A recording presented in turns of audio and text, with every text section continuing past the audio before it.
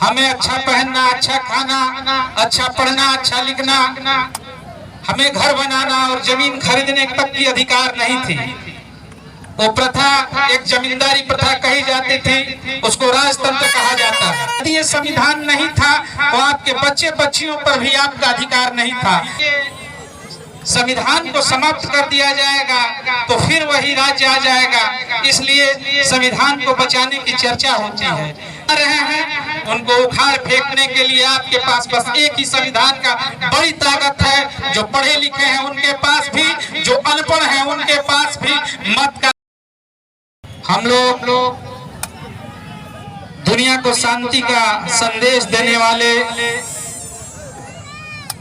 सुख, त्याग और संतोष में विश्वास रखने वाले तथागत महामानव गौतम बुद्ध जी के चरणों में नमन करते हुए, चक्रवर्ती सम्राट अशोक महान जी के चरणों में नमन करते हुए, बहुजन समाज पार्टी में जन्मे तमाम महापुरुषों के चरणों में नमन करते हुए, मैं आप सभी से ये गुजारिश करना चाहूंगा कि संविधान के प्रति बराबर चर्चा होती है। ये संविधान चर्चा करने की विषय क्या है और संविधान का हम लोग के जीवन में भूमिका क्या है, इसको समझना अति आवश्यक है। इस देश में हम लोग के जो आज हम लोग प्रजातंत्र में जीते हैं, संविधान की बात होती है। कल हम लोग इसी देश में राजतंत्र में जीते थे। हम लोग किसी राजा और किसी जमींदार और किसी मालिक के हुकूमत के नीचे उनकी उपदेश और उनके संदेशों का निर्वहन करते थे। मान लिया जाए कि गुलामी की जिंदगी जीते थे। हमें अच्छा पहनना, अच्छा खाना, अच्छा पढ़ना, अच्छा लिखना, हमें घर बनाना और जमीन खरीदने तक की अधिकार नहीं थी।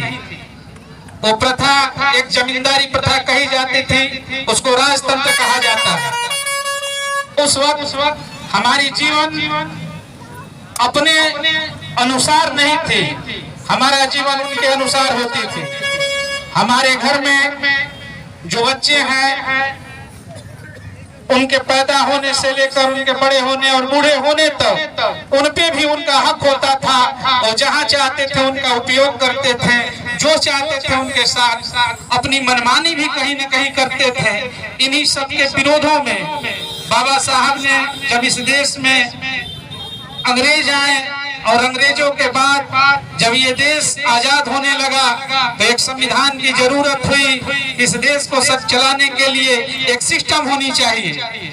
उसी सिस्टम का नाम संविधान है जो बाबा साहब के द्वारा निर्माण किया गया है। और उस संविधान से जो हमें अधिक अधिकार मिले हैं, हमारे मौलिक अधिकार, हमारे अधिकार क्या है, हमें जीने का, हंसने का, खाने का, रहने का, पढ़ने का जो भी अधिकार है इसी संविधान से मिला है। इसीलिए हम लोग बार बार और हमारे तमाम वक्ताओं ने संविधान का चर्चा किया कि संविधान है क्या। यदि ये संविधान नहीं था तो आपके बच्चे बच्चियों पर भी आपका अधिकार नहीं था। अगर किसी जब अंग्रेजी शासन थी तो अंग्रेज भी जुल्म किए। इससे पहले जब राजतंत्र था, जमींदारी प्रथा थी, उनके द्वारा भी आप जुल्म का शिकार हुए। जब संविधान हुआ तो अधिकार मिला आपको कि नहीं, मैं अपना जीवन कैसे जी सकता हूँ, मेरे भी हिसाब से चलने का जो हक अधिकार मिला। यदि ये संविधान को समाप्त कर दिया जाएगा तो फिर वही राज्य आ जाएगा, इसलिए संविधान को बचाने की चर्चा होती है। संविधान ने एक बहुत बड़ी अधिकार हम सभी आप सभी को दिया है, जो वोट का अधिकार दिया है।